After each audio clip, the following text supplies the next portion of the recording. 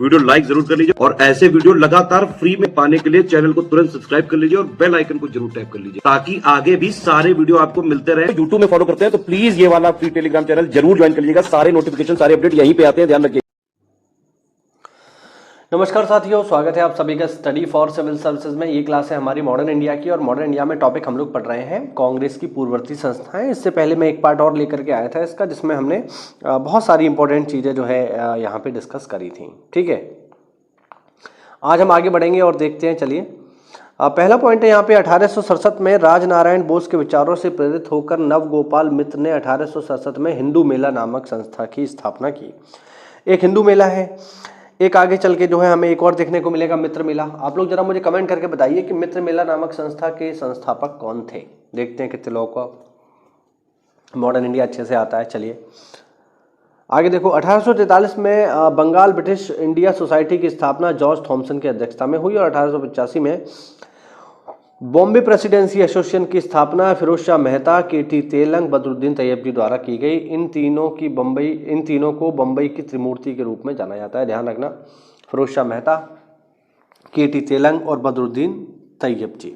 ठीक है, आगे देखिए, 1875 में बंगाल में शिशिर कुमार घोष ने इंडियन लीग की स्थापना की, जिसका उद्देश्य भारतीयों में राष्ट्रवाद की भावना को जगाना तथा राजनीतिक शिक्षा को प्रोत्साहित करना था। एशियाटिक सोसाइटी ऑफ बंगाल की स्थापना 1784 में विलियम जोन्स के द्वारा की गई। इसको ऑलरेडी हम लोग ऊपर पढ़ चुके हैं।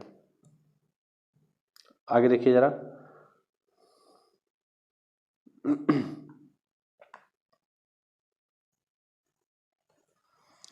ब्रिटिश इंडियन एसोसिएशन की स्थापना 1851 में कलकत्ता में हुई। इसके संस्थापक सदस्य राजेंद्र लाल मिश्र, राधाकांत देव, हरिश्चंद्र मुखर्जी तथा देवेंद्रनाथ टैगोर इत्यादि थे। बॉम्बे प्रेसिडेंसी एसोसिएशन की स्थापना 1885 में हुई। इसके सदस्य फिरोज शाह मेहता, के.टी. तेलंग तथा बदरुद्दीन तैयबजी थे।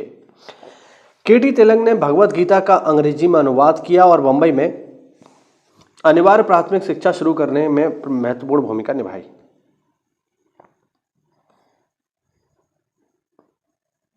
सैयद अमीर अली ने सेंट्रल मोमडन नेशनल एसोसिएशन की स्थापना की।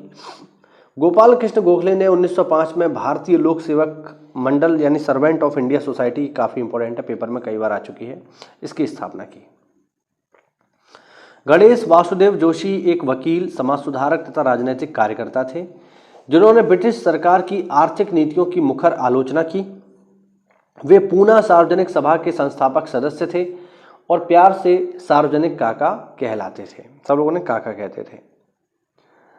आगे देखो,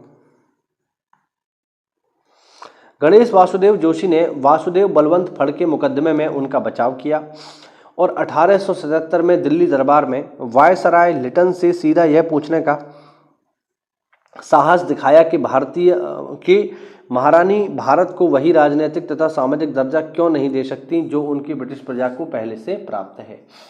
यानी उन्होंने ये सवाल पूछा कि जो स्थिति इंग्लैंड की जनता की है वो भारत की जनता की क्यों नहीं है, जबकि रानी तो इंग्लैंड की भी है और भारत की भी है, तो भारत के लोगों के साथ ऐसा भेदभाव क्यों। तो इस तरीके का जो साहस है, ऐसा करने वाले व्यक्ति थे गणेश वासुदेव जोशी। तो काफ़ी महत्वपूर्ण है, क्योंकि ये उस समय की बात है जिस समय भारत गंभीर गुलामी से जूझ रहा था और ऐसे में एक गुलाम देश के किसी नागरिक द्वारा ये पूछा जाए कि आप अपने नागरिकों को बेहतर अधिकार दे रहे हैं और हमें कम अधिकार क्यों दे रहे हैं, तो ये एक काफ़ी महत्वपूर्ण चीज़ है यहाँ पे। ठीक है, तो ये पॉइंट हुआ, इंपॉर्टेंट है, याद रखना इसको। और अब हम बात करेंगे भारतीय राष्ट्रीय कांग्रेस की। चलिए, तो पहले कुछ बेसिक फैक्ट देख लेते हैं कांग्रेस के बारे में, फिर जो कॉन्सेप्ट हैं उनकी हम लोग बात यहाँ पर करेंगे। तो चलिए देखते हैं, पहला देख लो यहाँ पे।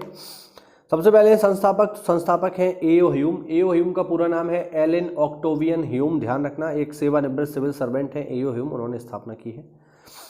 कब हुई है स्थापना? 28 दिसंबर 1885 को बम्बई में गोकुलदास तेजपाल संस्कृत भवन में।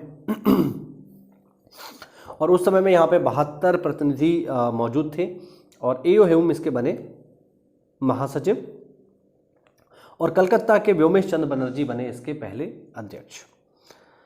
किस तरीके से बना है? तो लाला लाजपत राय इसको सेफ्टी वॉल्व का सिद्धांत नाम देते हैं। क्या है सिद्धांत, मैं आपको अगली क्लास में बताऊंगा।